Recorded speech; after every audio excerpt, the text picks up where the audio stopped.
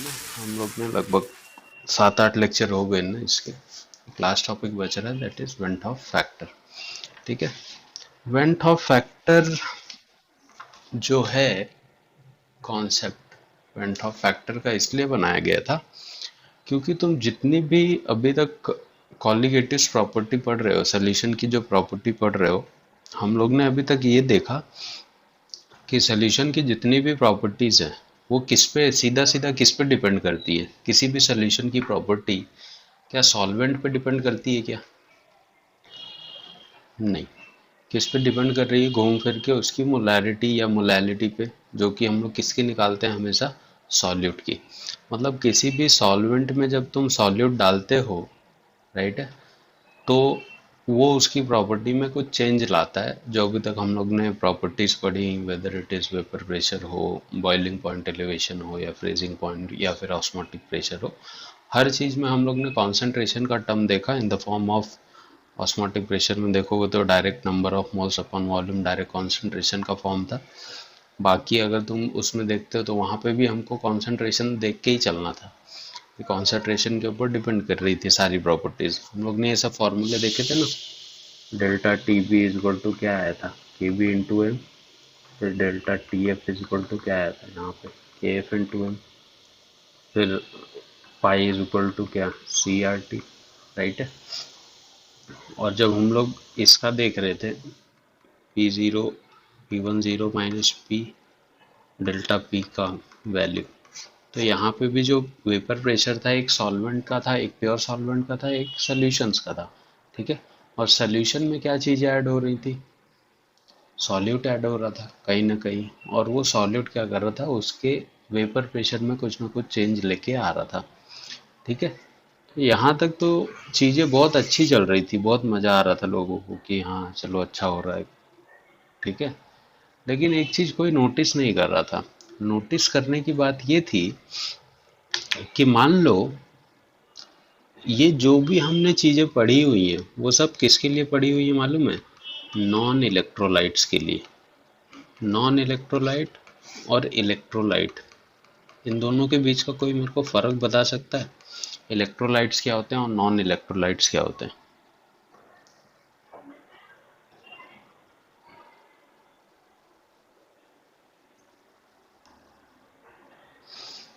किसी को कुछ आइडिया है इसके बारे में?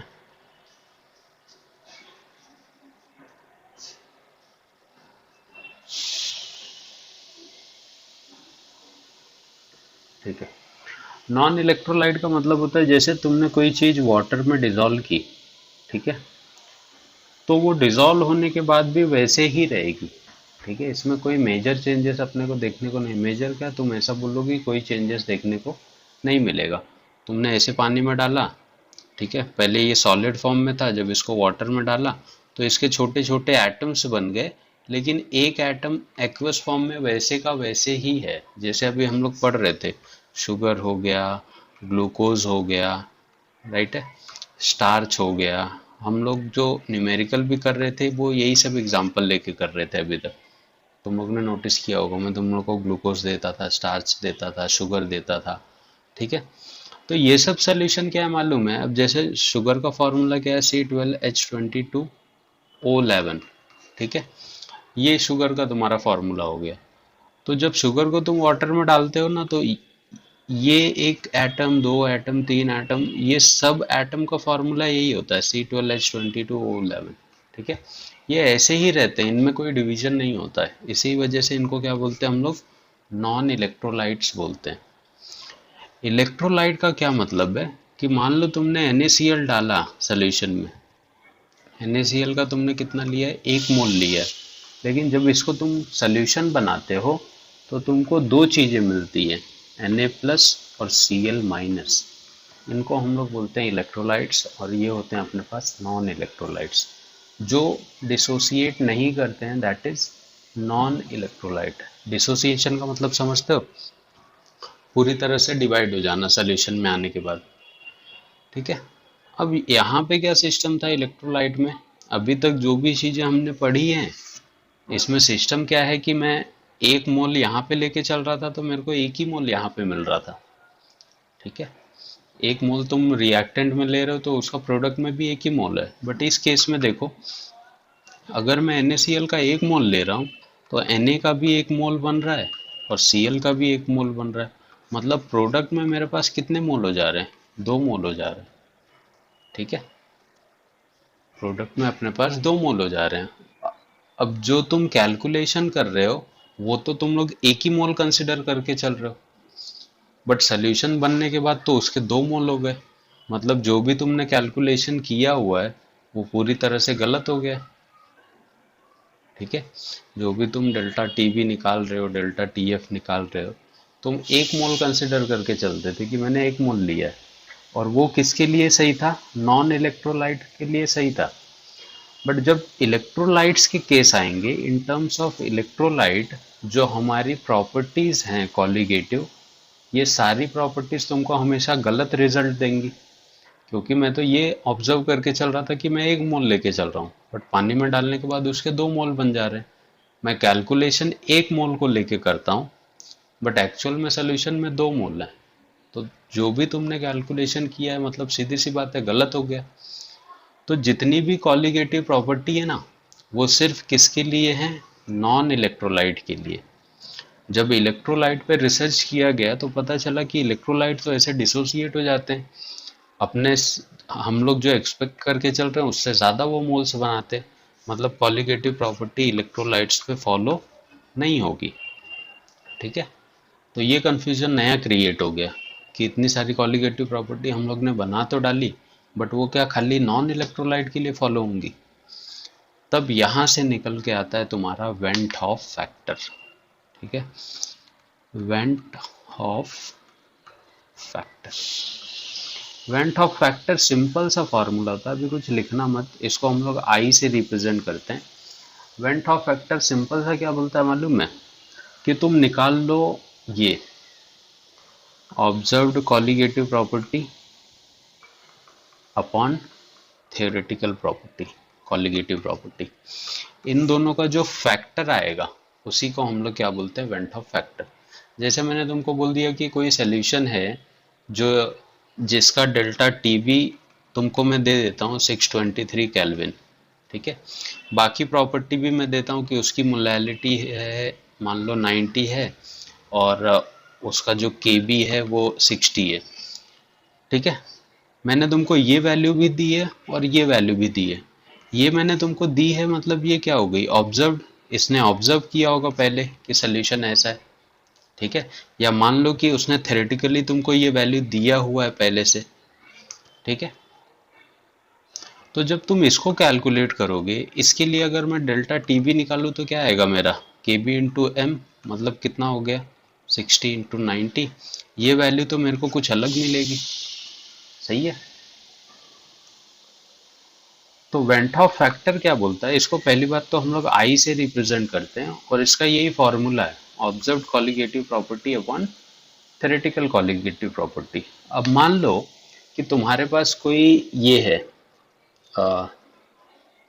मान लो कोई इलेक्ट्रोलाइट था, और तुमने उसको बाद में देखा कि ये 2 आयंस बना रहा है, पॉजिटिव नेगेटिव, और तुमने इसके बेस पे इसका डेल्टा टी बी निकाला हुआ है।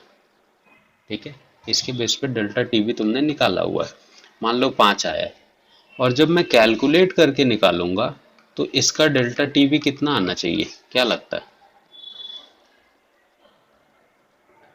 अभी तो मैं एक मोल लेके चल रहा था, बट डिसोसिएट होने के बाद कितने मोल हो गए? 2 मोल हो गए।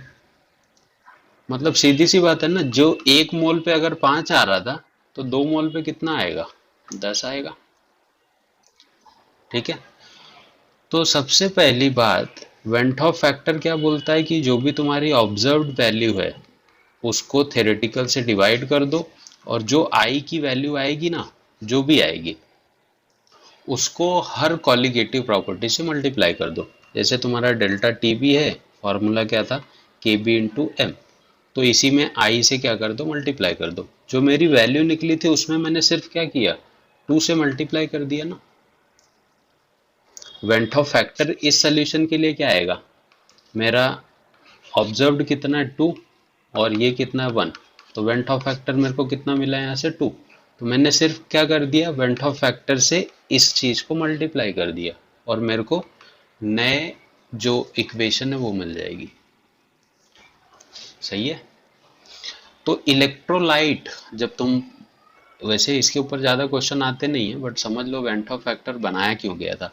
तो जब हम लोग इलेक्ट्रोलाइट का, अगर मुझे पता चल जाए कि जो इक्वेशन दी है अगर वो इलेक्ट्रोलाइट की है, ठीक है, तो मैं, वो डिसोसिएट होने के बाद अलग कुछ मोल्स बनाएगा तो उसका वेंट ऑफ फैक्टर जितना आएगा ना, और जो मैंने कॉलिगेटिव प्रॉपर्टी कैलकुलेट की है उसमें खाली मुझे क्या करना पड़ेगा, वेंट ऑफ फैक्टर से मल्टीप्लाई करना पड़ेगा। समझा? क्लियर है। तो तुमको नए फॉर्मूले क्या मिल जाते हैं, delta T V is equal to K F into M into I, delta pi is equal to क्या, C R T into I. ये तुमको मिल जाते हैं फॉर्मूले किसके लिए, इलेक्ट्रोलाइट्स के लिए। नॉन इलेक्ट्रोलाइट है तो बात अलग है, तुम नॉर्मल फार्मूला यूज करोगे, बट अगर इलेक्ट्रोलाइट दे रहे हैं सोल्यूशन में तो तुमको वेंट ऑफ फैक्टर निकाल के उसको उनकी वैल्यूज से मल्टीप्लाई करना पड़ेगा, तब जाके तुमको क्या मिलेंगी, एक्यूरेट वैल्यू मिलेंगी। समझा वेंट ऑफ फैक्टर क्या चीज है। दूसरा, सोल्यूशन में हमेशा डिसोसिएशन ही नहीं होता है। मान लो अभी तो मैंने क्या लिया, NaCl ले लिया और इसको दो पार्ट में डिवाइड कर दिया, Na प्लस और Cl माइनस। ठीक है, कितना मोल था इस साइड, एक मोल था, और इस साइड मेरे को एक मोल इसका मिला, एक मोल इसका, मतलब टोटल कितने मिल गए, दो मोल। तो ये जो केस है, ये केस किसका जानते हो, डिसोसिएशन का। चीजें क्या हो रही हैं, डिसोसिएट हो रही हैं। बट सोल्यूशन में एसोसिएशन भी पॉसिबल है। एसोसिएशन समझते हो, ऐड हो जाएंगी चीजें। जैसे अगर तुमने दो मोल एसिटिक एसिड का ले लिया, ठीक है, तो ये एसिटिक एसिड क्या करता है मालूम है कैसे होता है इसका स्ट्रक्चर, देखो CH3 C double bond O OH, दूसरा भी है CH3 C double bond O और OH। तो इसका ऑक्सीजन इसके हाइड्रोजन की तरफ अट्रैक्शन कर लेता है और इसका हाइड्रोजन इसके ऑक्सीजन की तरफ। तो हमको एक्सपेक्टेड क्या था कि मैं कितना मोल लेके चल रहा हूँ, दो मोल लेके चल रहा हूँ। सोल्यूशन में हुआ क्या, ये दोनों मोल आपस में जुड़ गए, मतलब कितना मोल हो गया, एक मोल। क्लियर है। तो किसी भी इलेक्ट्रोलिटिक सोल्यूशन में या नॉन इलेक्ट्रोलिटिक सोल्यूशन में कोई भी दो पॉसिबिलिटी हो सकती है। ठीक है, एक डिसोसिएशन का केस होता है, दूसरा एसोसिएशन का केस होता है। यहाँ पे जो आई की वैल्यू है, ठीक है, वो जीरो के कंपेयर में छोटी है या बड़ी है, क्या बोलोगे तुम। बड़ी होगी ना, क्योंकि जब मैं आई निकालूंगा तो क्या हो जाएगा, 2/1 इज इक्वल टू 2, तो जीरो से बड़ी होगी। बट एसोसिएशन के केस में देखो क्या आ रहा है मेरा, आई की वैल्यू क्या है, 1/2, कितना हो गया, 0.5। मतलब एसोसिएशन के केस में ये क्या हो गया, जीरो से छोटा हो। समझ में आ रहा है क्या बोल रहा हूँ मैं। ठीक है, तो दो टाइप, देख, डिसोसिएशन में क्या हुआ, मैं एक मोल लेके चल रहा था बट फाइनली मेरे को कितने मोल मिले, दो मोल। तो वेंट ऑफ फैक्टर कैसे निकालते हैं अपन, ऑब्जर्व्ड अपॉन थेरेटिकल। ऑब्जर्व मैंने कितने किए, दो मोल किए, और थेरेटिकली मेरे पास कितना मोल था, एक था। तो जब इसको डिवाइड करेगा तो आई की वैल्यू कितने मिलेगी तेरे को, दो मिलेगी, जीरो से बड़ी हो गई। ठीक है, डिसोसिएशन के केस में। बट एसोसिएशन के केस में मैंने क्या लिया था, देख यहाँ पे दो मोल लेके चल रहा था CH3COH का। जब मैंने बाद में देखा सोल्यूशन में तो ये दोनों जुड़ गए आपस में और कितना मोल बना रहे, खाली एक मोल बना रहे। तो अब जब तू आई कैलकुलेट करेगा तो ऑब्जर्व तेरा कितना है, एक मोल, और थेरेटिकली मुझे कितने मोल मिले थे, दो मोल। ठीक है, तो जब कट करेगा तो कितना हो गया, 0.5। मतलब अब आई की वैल्यू जीरो से क्या हो रही है, छोटी हो रही है। समझा। और अगर मैं तेरे को बोल दूं कि आई की वैल्यू जीरो के इक्वल है, इसका मतलब क्या समझ में आता है। ठीक है, नॉन इलेक्ट्रोलाइट है। ठीक है, नॉन इलेक्ट्रोलाइट है। अब ना तो सोल्यूशन में एसोसिएशन हो रहा है ना ही डिसोसिएशन हो रहा है। क्लियर हुआ सबको? डिसोसिएशन एसोसिएशन क्या होता है, समझा? ठीक है, इसी में एक और चीज आएगी तुमको, degree of dissociation. Degree of dissociation का मतलब होता है कि कितनी चीजें डिसोसिएट हो रही है सोल्यूशन में से। ठीक है, देखो सपोज करो कि मेरे पास कोई सब्सटेंस है, डिग्री ऑफ डिसोसिएशन होता क्या है, ये तुमको बहुत जगह यूज आएगा। अल्फा से रिप्रेजेंट करते हैं इसको। डिग्री ऑफ डिसोसिएशन का ये मतलब होता है कि अगर तुमने एक मोल लिया था तो इसमें से इनिशियली मैं कितना लेके चल रहा हूँ, एक मोल। ठीक है, प्रोडक्ट कितना बना होगा स्टार्टिंग में, अगर रिएक्टेंट का एक मोल है तो प्रोडक्ट एकदम स्टार्टिंग में तो कुछ नहीं बना होगा, किसी पर्टिकुलर टाइम पे जाके, ठीक है, इसका कुछ मोल डिसोसिएट हुआ होगा। राइट है, मान लो वन में से अल्फा डिसोसिएट हुआ और इसका अल्फा बन गया। सही है, इस एक में से जितना डिसोसिएट होगा उतना ही तो बनेगा। सही है,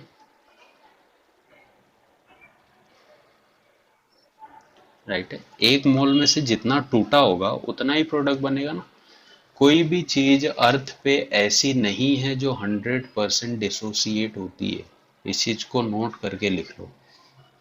ठीक है, तुम सॉल्ट शुगर पानी में डालते हो, बात सही है, लेकिन वो पूरी तरह से डिसोसिएट कभी भी नहीं होता है। बहुत ज़्यादा अगर डिसोसिएशन होता है तो 99.9% होगा, बट 100% डिसोसिएशन कभी भी नहीं होता है। तो जो सॉल्ट होते हैं ना, NaCl, KCl, MgCl2, CaCl2, salt के केस में हम लोग 100% डिसोसिएशन होता तो नहीं है, बट हम लोग फिर भी लेके चलते हैं कि मान लो कि उसका 100% डिसोसिएट हुआ है। तो इसी अल्फा को हम लोग बोलते हैं डिग्री ऑफ डिसोसिएशन। और यहीं से तुमको अगर बोल दिया जाए परसेंटेज डिसोसिएशन निकालो, ठीक है, तो परसेंटेज डिसोसिएशन का फॉर्मूला होता है जो भी अल्फा है इंटू 100। ठीक है, तो अभी फिलहाल के लिए समझ लो, बताता हूँ क्या चीज़ें होती हैं। समझ में आया डिग्री ऑफ डिसोसिएशन क्या चीज़ है? एक मोल से जितना पार्ट डिसोसिएट हो रहा है,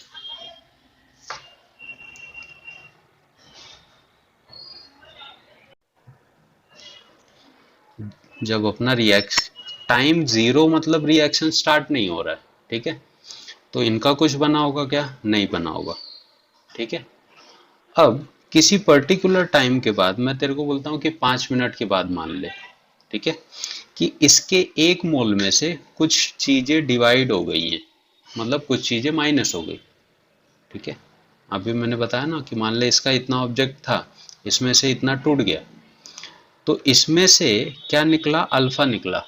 ठीक है, तो इसमें से अगर अल्फा निकल रहा है तो इसका भी अल्फा पार्ट बना होगा और इसका भी क्या बना होगा, अल्फा पार्ट बना होगा।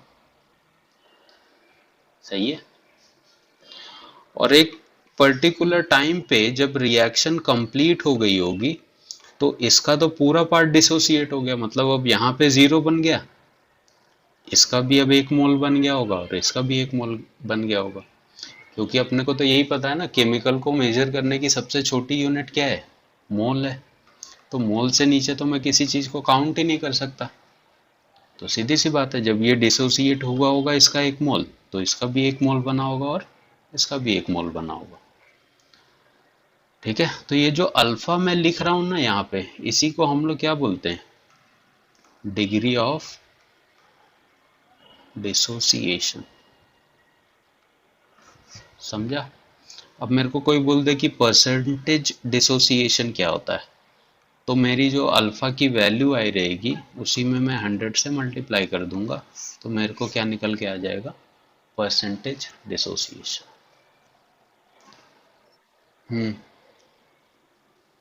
कैसे क्या क्या लिखना है मैं बताता हूँ।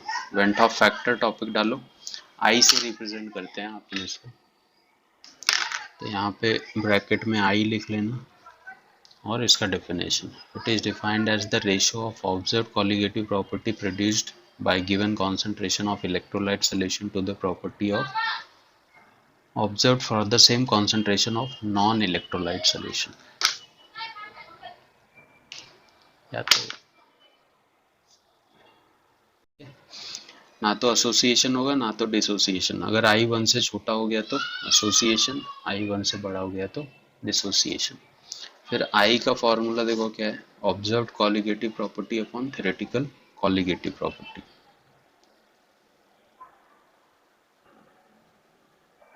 ठीक है, तो खाली यहाँ तक लिखो तुम लोग, ये कंडीशंस लिखो और ये I तक, ये मत लिखना नीचे का।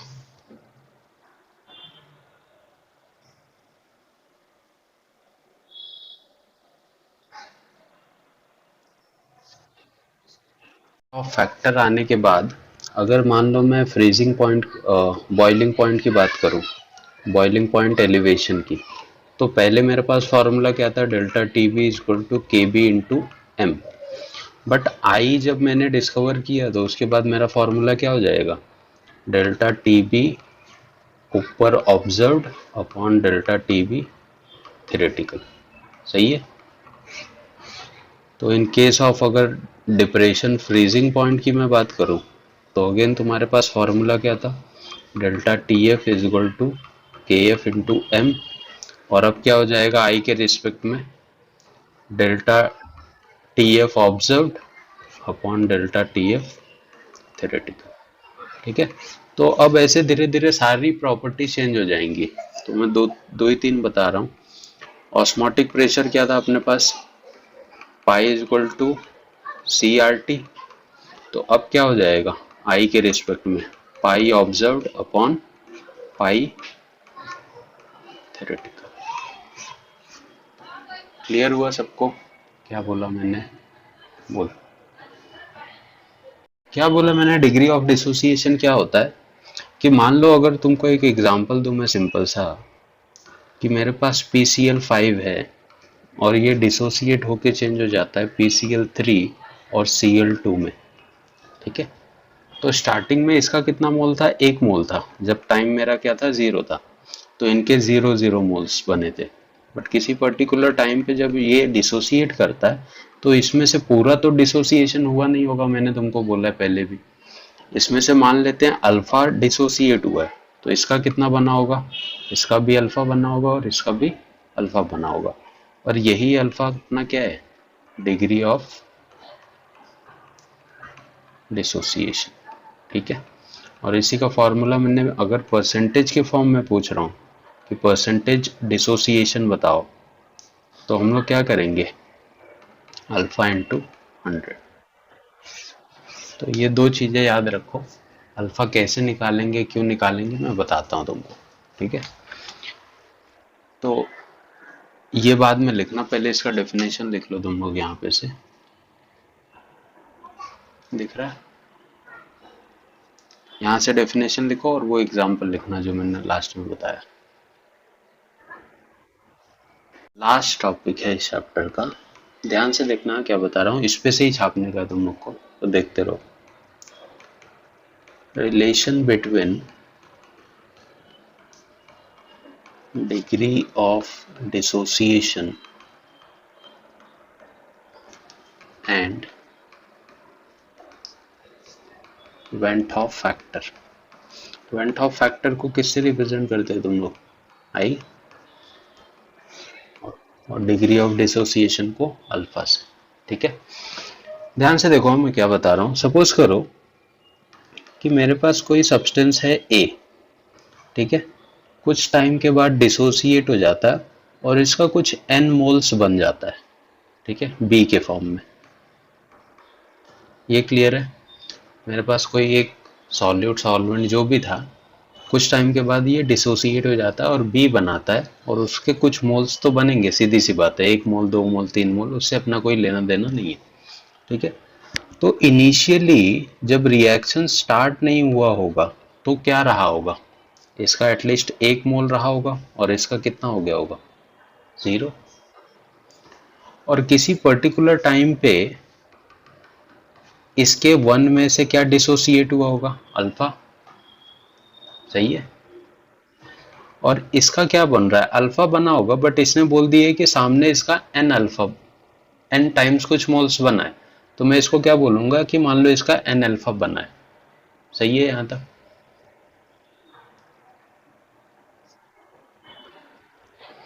देखो, पहले तो इसका 1 मोल था और इसका क्या था, 0 मोल था, ठीक है। बाद में पर्टिकुलर टाइम पे क्या हुआ कि इसके वन में से कुछ अल्फा पार्ट इसका डिसोसिएट हुआ और इसका क्या बना, अल्फा बन गया, सही है। बट मेरे को इसने ऊपर क्या बोल के रखा है कि इसका एन अल्फा बना है, ठीक है। तो अपन क्या ले ले रहे हैं, यही इसको ले ले रहे हैं कि इसका एन अल्फा बना होगा, ठीक। अब देख, आई का फॉर्मूला क्या होता है, ऑब्जर्व्ड अपॉन थ्योरेटिकल, ठीक है। तो देखो मैं इसके लिए आई कैसे लिखूंगा, आई इज इक्वल टू, जब मैं ऑब्जर्व कर रहा हूं, ठीक है, जब तुम देख रहे हो सोल्यूशन में, तो तुम्हारे पास ये मोल्स भी बना है, सही है, ये मोल्स बना है, और ये भी तो सोल्यूशन में ही रहेगा कि सोल्यूशन के बाहर चला जाएगा, होगा तो सोल्यूशन में ही। मतलब जब मैं ऑब्जर्व कर रहा हूं तो मेरे पास 1 - अल्फा भी है सोल्यूशन में और प्लस एन अल्फा भी है, और थेरेटिकली मैंने कितना मोल लिया था, 1, तो नीचे क्या लिखूंगा, 1, समझा। जब सोल्यूशन में मैंने ऑब्जर्व किया तो इसके मोल भी मुझे दिख रहे थे और इसके भी दिख रहे थे, बट इनिशियली मैंने कितना लिया था, 1 मोल लिया था। तो फाइनली ये वैल्यू क्या हो गई, I is equal to 1 - alpha plus N alpha, ये 1 तो चला गया, मल्टीप्लाई कर दो, खत्म हो गया।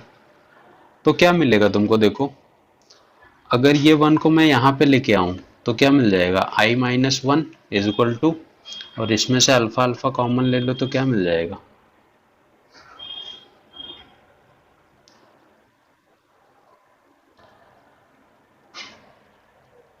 ये माइनस इस साइड आ गया, इसको ऐसे लिख लो ना, इसको क्या कर दो, i - 1, इसको लिख दो एन अल्फा माइनस अल्फा, सही है, सही। तो क्या मिल जाएगा, i - 1 is equal to, alpha अगर कॉमन ले तो n - 1, तो अल्फा फाइनली क्या मिल गया तुमको, i - 1 अपॉन n - 1, सही है।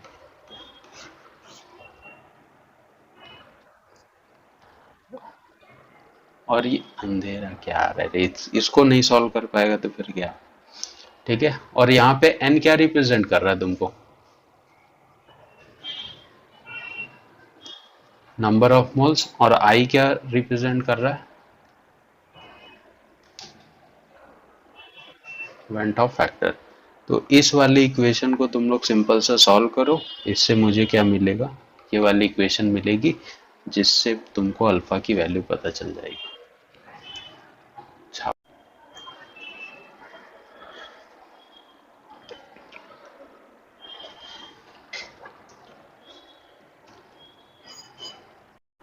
अब आगे, फ्रीजेज एट, इसका जो सोल्यूशन है वो किस पे फ्रीज हो रहा है,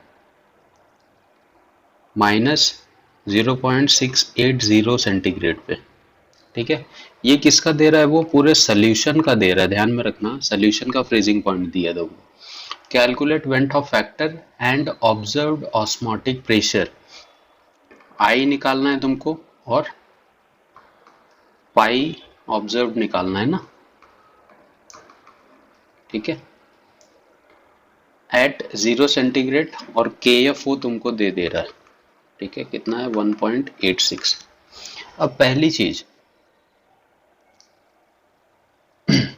आई तुम कैसे निकालोगे, मैंने तुमको बताया डेल्टा टी एफ, ऊपर क्या लिखते हैं अपन, observed upon delta T F theoretical, ठीक है।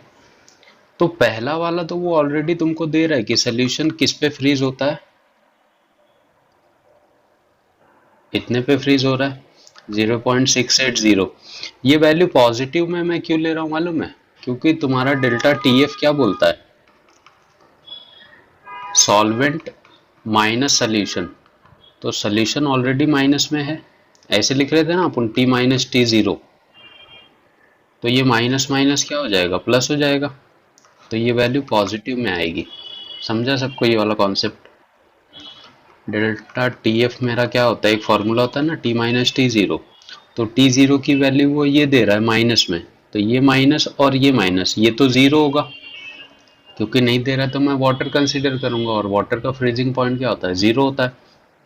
तो ये माइनस और ये माइनस मल्टीप्लाई होकर क्या हो जाएंगे, प्लस। तो ये हो गया ऊपर। और डेल्टा टी एफ तुम थ्योरेटिकल कैसे निकालोगे, के एफ इंटू एम, तो के एफ क्या बोल रहा है वो 1.86 इंटू एम कितना है तुम्हारा 0.2, सही है। तो ये वैल्यू 1.86 इंटू 0.2, ये जब तुम रखोगे तो तुमको आई की वैल्यू मिलेगी क्या, सही है।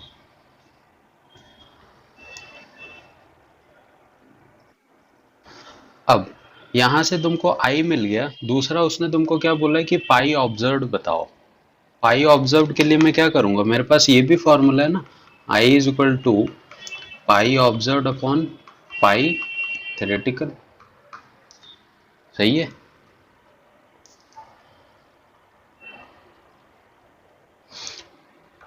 और पाई थ्योरेटिकल कैसे निकालोगे तुम, सी आर टी, टेम्परेचर उसने 0 सेंटीग्रेड दिया था, मतलब 273 केल्विन, आर की वैल्यू अपन क्या लेते हैं, गैस कांस्टेंट 0.082, और सी उसने दिया था कॉन्सेंट्रेशन कितना 0.2, तो ये क्या निकल गया तुम्हारे पास, पाई थ्योरेटिकल।